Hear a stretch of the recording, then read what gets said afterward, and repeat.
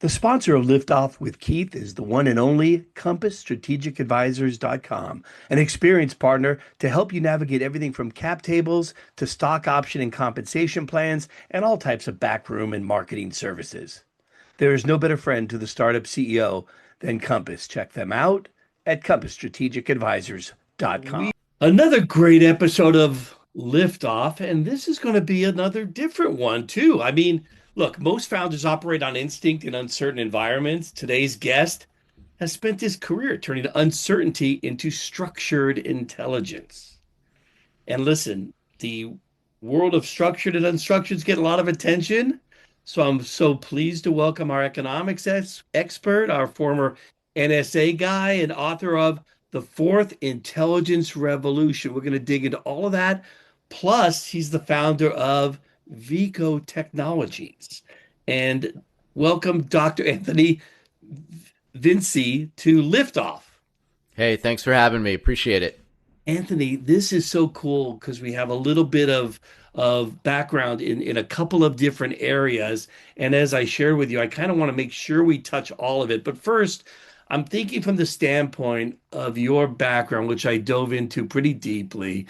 Across intelligence, investing, and now building, what is driving you? What's this obsession that you're looking to solve?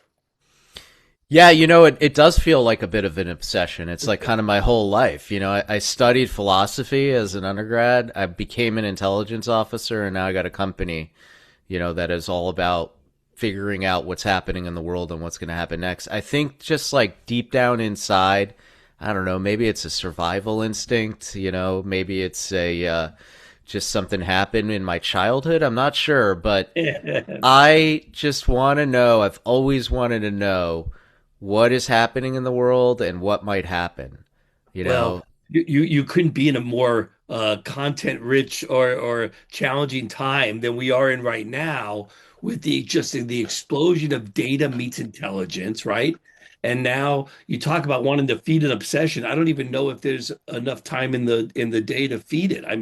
You're just on constant devour mode, right? So what happens when intelligence grade forecasting becomes accessible to basically everyone?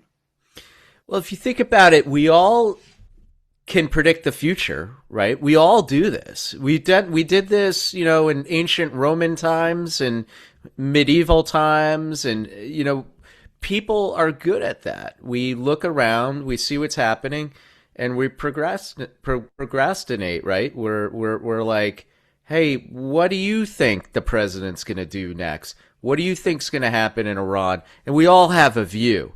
I think what's changed and what we're trying to do is make that more exact. How do you quantify that? If you go ask an analyst, whether they're at the CIA or at JP Morgan, what's going to happen next, they're going to have a view. Trust me, they will.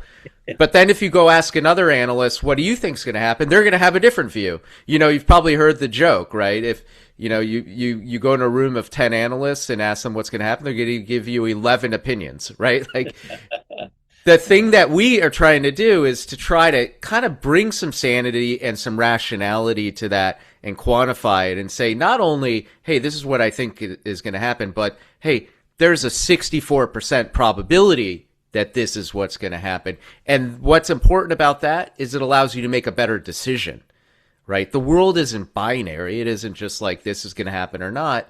You have to be able to sort of say, you have to hedge your bet, right? You brought up the idea of unstructured in some of your content and insights, and I know you're trying to bring structured information and sanity to all of the reality. Give me a little bit more information on that. Well, look, you know, we got good, and I mean we as in businesses and the economy, at doing forecasts when there was structured data. Enough financial information, you can kind of, see what might happen. You can watch a trend line on financial data.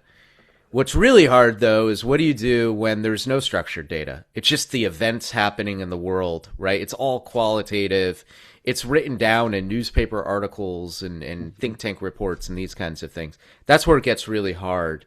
And what AI has allowed us to do, and specifically these large language models, these LLMs, is help to turn that unstructured information into structured information, so then you can kind of quantify it. And that's what my company does. So things become more objective or subjective, and we begin to dig into a little bit more of predictability, accountability into the Yeah. predictability. Yeah. Measurable, you Yeah. might say. Okay. So I'm looking at a world where we need this. We need this. And yet, how do we go about applying it now? We really do need it, right? If you think about decisions, we all make them every day. Maybe it's where am I going to get coffee, or maybe it's where should my son go to, college, or where should I recommend that he goes to college, Yeah. and or it's whether I should buy a house today or I should, wait to buy a house for 6 months. Well, governments do the same thing. We're wondering Yeah. what do we do about Iran or Ukraine? Companies do the same thing. And you're trying to make the best decision you can so you can mitigate some risk. You don't want the downside, right? Because a bad decision, like where you go to college, when you sell your house, or how you handle a ceasefire in a war, a lot of ramifications, right? And by mitigating that risk, by bringing down the possibility of making a bad decision, you help to make better decisions. That's what I'm in it for, right? That's why I formed this company. Let's go into that a little bit. How do you break that down for a lay person listening?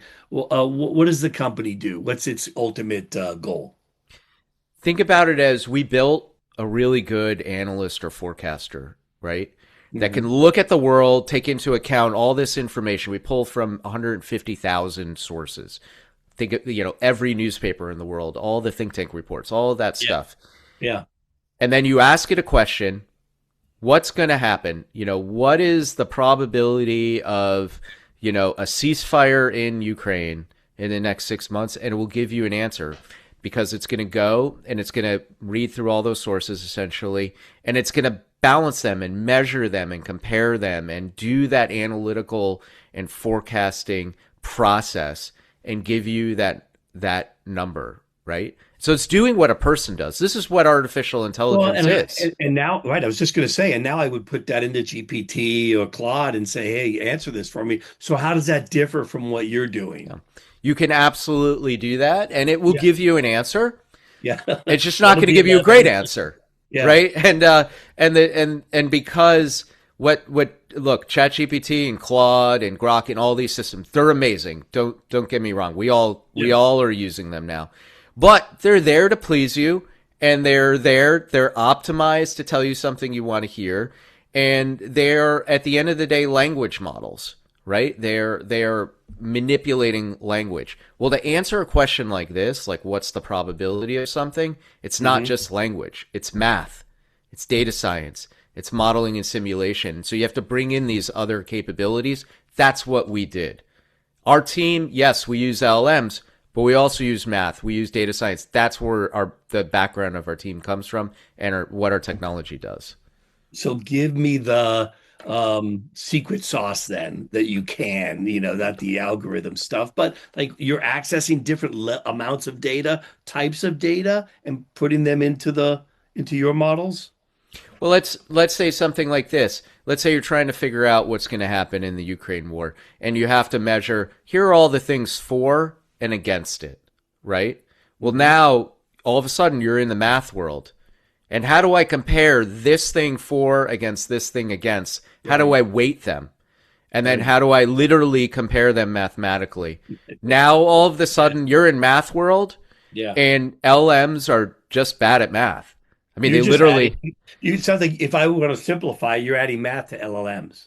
yeah, yeah. It's called what in the industry you call it giving it a harness.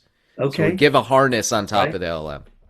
Now, are things that you're seeing coming out of the LLM world starting to encroach on this space, or are you doing things that are continuing to differentiate yourself from LLMs? And by the way, for the folks listening, want to check it out as we talk. This is a very cool website, vico.io. Make sure you give it a look. Go ahead, Anthony. I'm sorry. Yeah, look, we're trying to stand on the shoulders of giants. We made a conscious decision to not try to create a foundation model. Claude, ChatGPT, those guys have so much money, they're going to make a Right, better model. So we're right. taking what they have and we're making it better. And we make it better in two ways. One, like we were just talking about the mathematics of it. Mhm. But two, when you look at our forecasts, and we do more than forecasts, by the way, we can run scenarios and all sorts of interesting things to help you make a decision. You can actually dive inside the black box. So we think it's really important to make it explainable, and we show the users what is the reasoning behind this forecast. Why is it 63% instead of 58%? What led you to that view, right? And then from there, you can not only understand it, which allows you as a decision maker to make an even better decision, Yeah. but the next generation of our technology, you can actually manipulate that. You can say, well, I don't agree with that. I think it should be higher. And that will reset the forecast. So you can have your own view. And I think this is where people plus AI ends up being better than just AI on its Right, the own. human in the middle approach kind of thing. I think I read somewhere we take messy human judgment and turn it into decision ready data. Oh yeah, that's pretty good. That sounds like something we would have written down. It came Yeah, out it came out of my research. Maybe I wrote it, but I yeah, want to suggest that I'm still a little bit confused as to who needs this. Okay. So again, is it the analyst at the NSA, one of your old cohorts, maybe for yourself when you were in that chair? Is it for a CFO, a founder? Is it yeah, for somebody who wants to win some money on Polymarket tomorrow? Not myself, of course, but of just course. suggesting, I did a dive into the product. I looked at some things on a very surface level, by the way, and really liked playing around with the interface. I like the flexibility, the breadth of kind of answers I could get it on the different topics. But I still wasn't clear on how I would apply it. I Right. didn't spend enough time, but coach me on that point. Yeah, it's a great question. Right now, the two customers we really try to service are those two customers who, for whom decisions matter the most. One is governments, and two is finance, Okay, right? yeah, In a government, the difference between a good and bad decision is whether, maybe American soldiers die in a battlefield. And for finance, it's maybe you're making a $500 million bet on something, right? In an investment.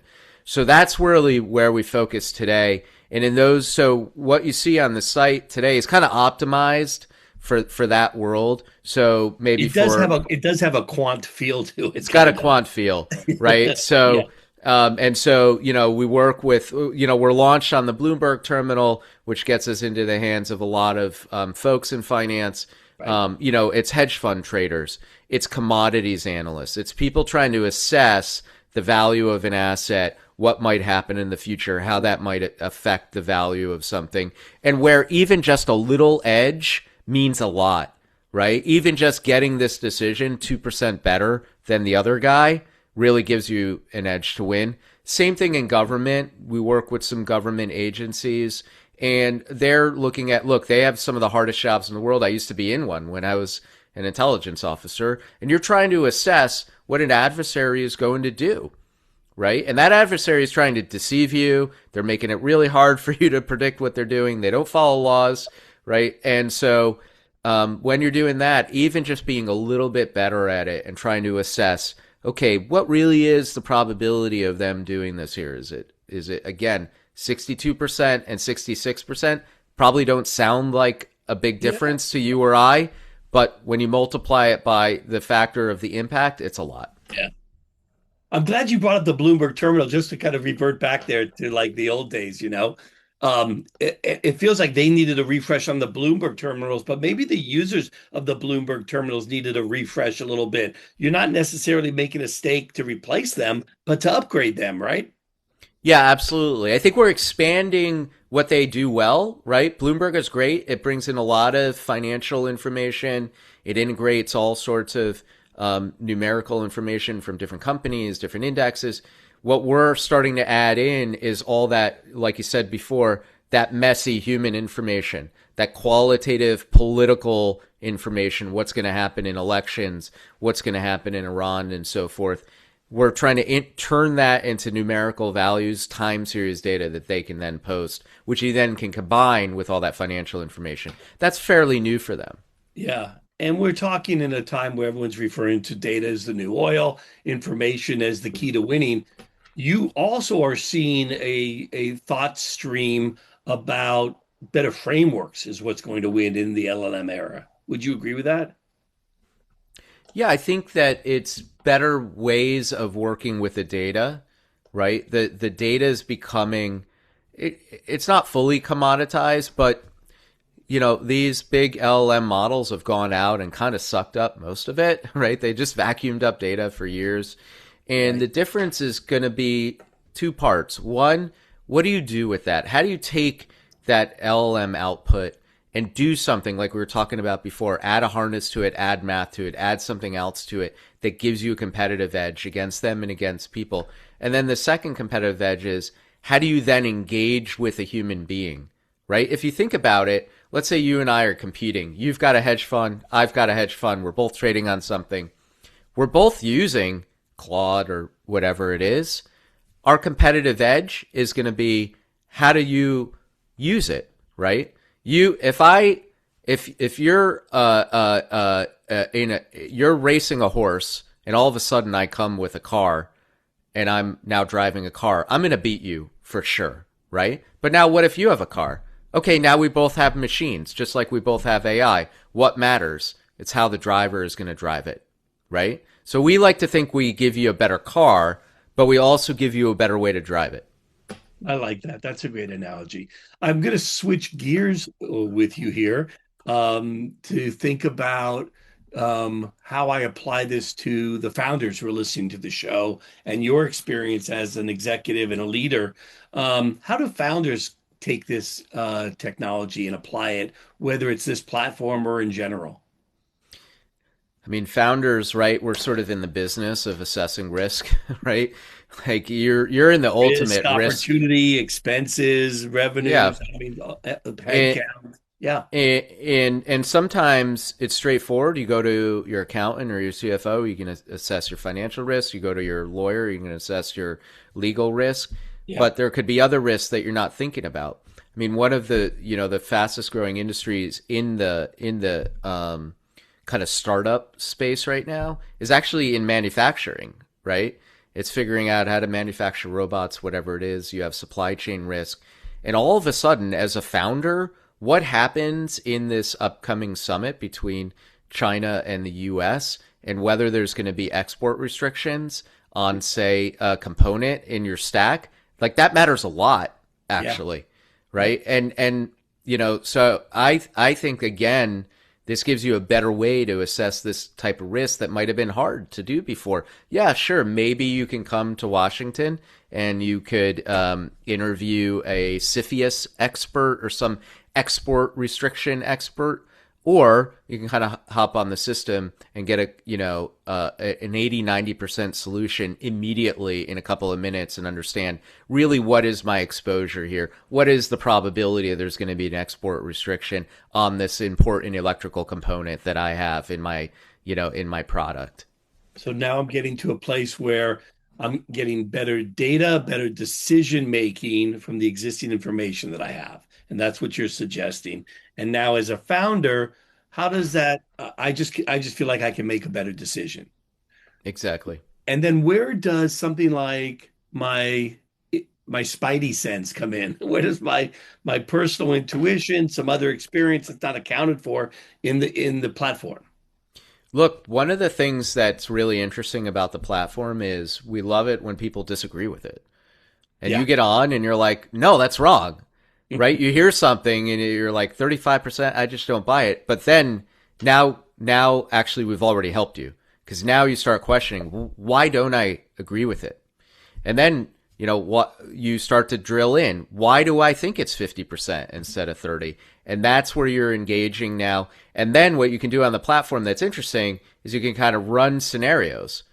So you can say, all right, this thing says it's 30%. What if this happens? That's how we all make decisions, right? You're like, Well, what if this happens? What if that happens? yeah. We can do that. We could say, what if this? I'm trying to assess whether this export restriction is going to happen. It's going to harden my business.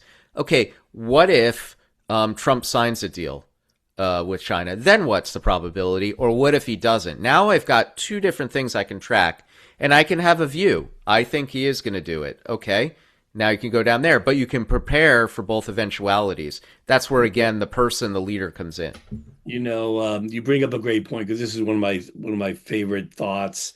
I forget the exact quote, but it's not about being right; it's about being prepared, and that's where you're really, that's ultimately the service because you can't tell me you're going to be right. You can tell me, hey, I'm giving you the best information available. You're going to be ready for multiple scenarios. Yeah. That's a great way to look at it. I mean, it's like preparing for a debate, right? You don't know what you're going to end up bringing up, so you learn as much as you can, or Yeah. like Jeopardy, they just study all the possible questions You're so that, almost structuring uncertainty yeah, and great way to look at it. putting it into some probabilities or some indexes. Yeah, yeah. And How then long did it take you to how long did it take you to build this, Anthony? we started doing some experiments with the technology in 2024. Hmm. And then we built really the first beta in the first half of 2025. We raised some capital after that. Crosslink Capital and a couple other funds came in, and we launched on the Bloomberg terminal and publicly in January. So it's Wow. about a year to build everything, get it launched. Oh, you still got your sea legs though. A little bit. Things Um, move it's so it's fast now, though. crawl, walk, run, or crawl, run, walk, or whatever you Yeah. jog in place. How are things going? What are the challenges you're facing? I mean, it's we thought we would sort of slow launch, get it out there, build it up over time, and then boom, there was a war in Iran, a month after we launched, and all of a sudden the whole world was dealing with all this risk and uncertainty, and we had Mhm. actually predicted the war. And we were in front of both Kalshi and Polymarket in forecasting it. We forecasted the closure of the strait. So all of a sudden we were really popular and we were not ready like any other startup. And so you're just we've been running as fast as we could to stay ahead of that, to be able to service people, to make it all work, to handle the incoming. And now, like, we're a few months in, and it's not that we're even able to take a breather, but we can take a minute. And so we're trying to, hire all the guys that, was just a pretty small team, handling all of that. We're trying to hire people to help build up and get able to service those customers that have come on over the last few months. So I won't grill you on metrics. You're still so young. What are the main things you're looking for as a founder on an AI platform looking to grow? Is it users? Is it sort of a satisfaction index that you're scoring based on? Is it upgrading to a paid model? What are the things that you're looking at most closely? For me, it's actually the not the quality of the sign up or the user, but how big are they? How important are they? How much are they taking? How seriously are they taking us? I'm Okay. less interested in just kind of signing up as many kind of small accounts. I'd rather get big, important organizations like Bloomberg who Gotcha. really demonstrate the gravitas of what we're doing. And Yeah. so we're really focusing in on those kind of signups for now, Yeah. and we So want to demonstrate that. I would imagine you're going to spend some time maybe with some larger consulting firms, maybe a Palantir could be a good partner. Certainly the hyperscalers could be big partners for you. Yeah, big banks, Big banks. investment banks, hedge funds, insurance companies, folks like that, who frankly are really hard to sell to. If anybody's listening who's ever sold to an insurance company, Oh, I sure. know they're nodding their head right now. Yeah. But we think it's worth it because again, they're really gonna take this thing, ensure that it's good. They're gonna do their due diligence, and then when they use it, they can go big. And so that's what we're focused on over the next few months. I love it. So let's go into some rapid fire questions before I dive in. What do investors get wrong about geopolitical risk? I think the biggest thing is that they see it as binary. That Mm, that it's like there's going to be a war, there's not going to be a war. well, you know what? Sometimes a war is kind of like in between, right? Like we're sort of not really fighting, but it's still a war and there's still military troops, right? So It's you, so you true. can't look at the world as black and white. You got to look at it as like there's gradation and you need to think about all the different possibilities. That's cool. What's overrated and underrated about AI? It's kind of the same thing, right? Which is that like AI can do anything, right? It's like overrated because you're like, well, it feels like they keep telling us it can do everything, and then I get on, and then there's a million things it can't do.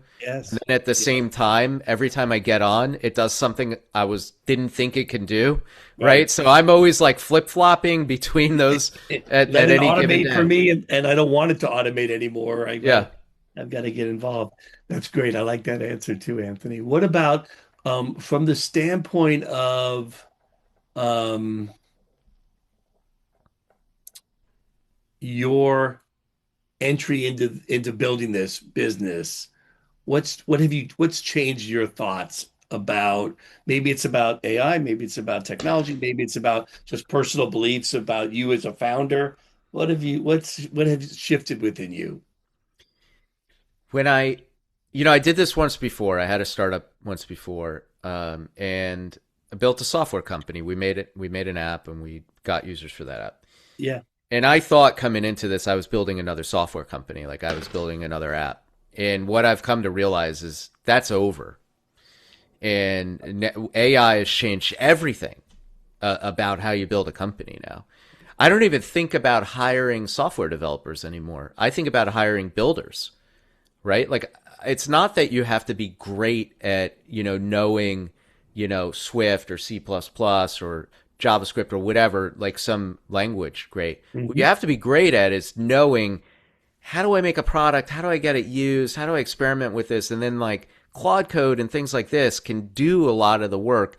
And so now I don't even think about us building software. I just think about us having a few really good builders who can Hmm. experiment and build things and crank it out like really fast, like 24, 48 hours fast, right? And try it out. And it's just a completely different mentality for building a company now.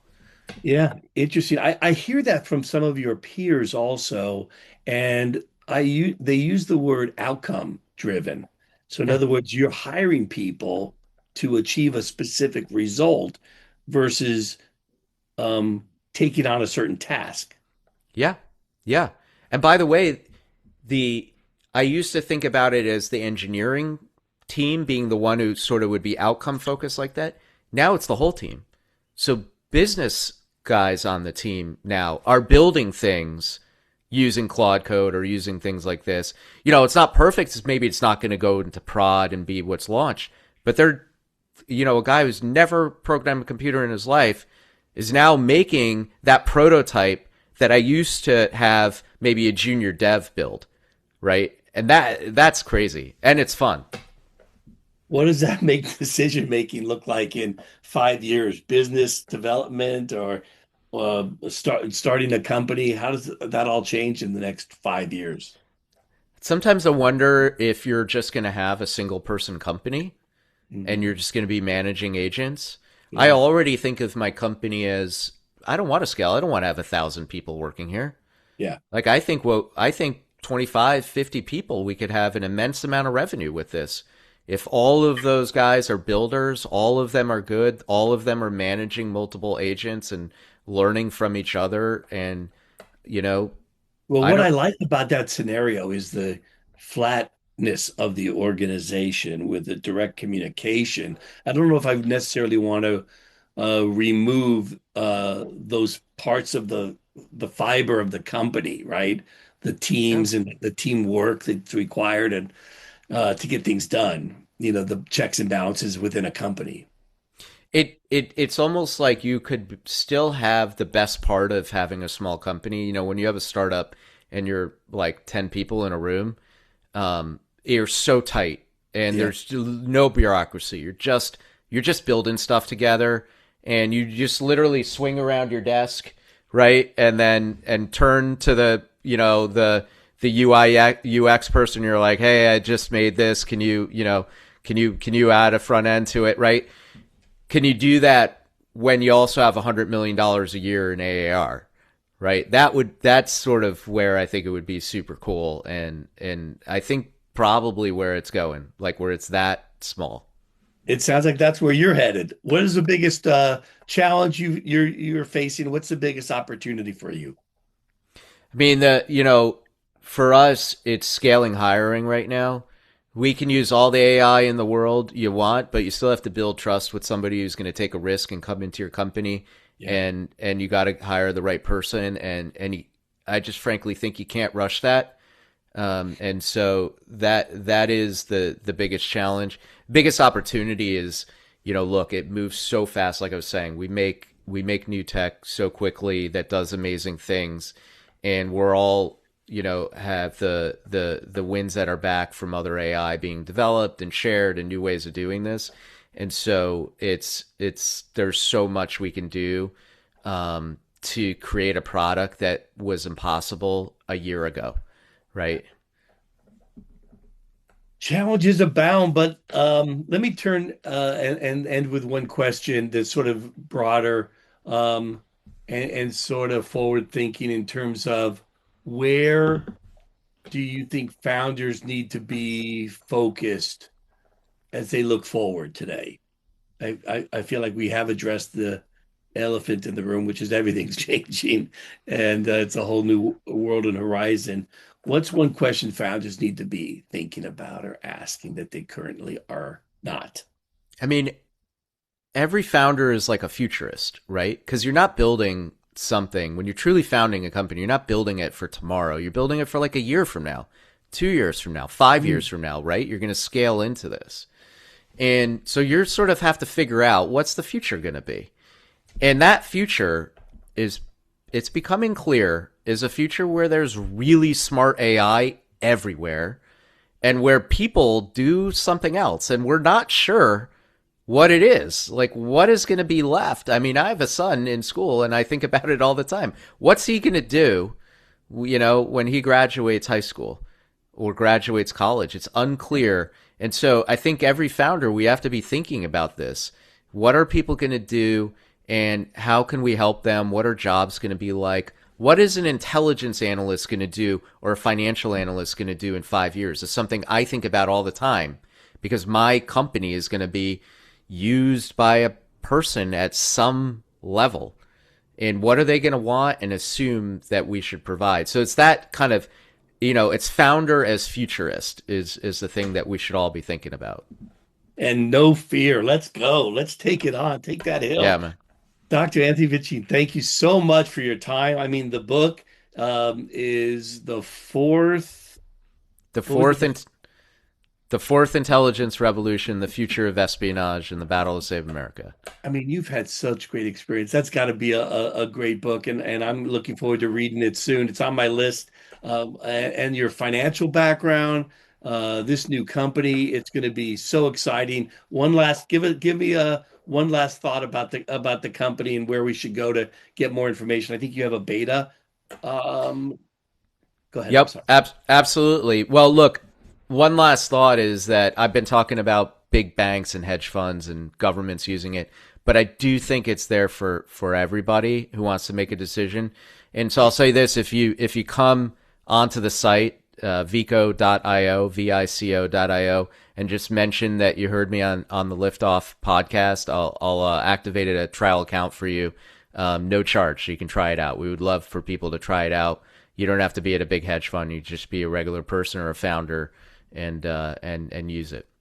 Very generous of you, very exciting. A true entrepreneur with, again, just a wealth of experience. And this is a very cool platform in a cool space. Wish you nothing but the best of luck. We'll come back on again and give us an update in a year or so, huh?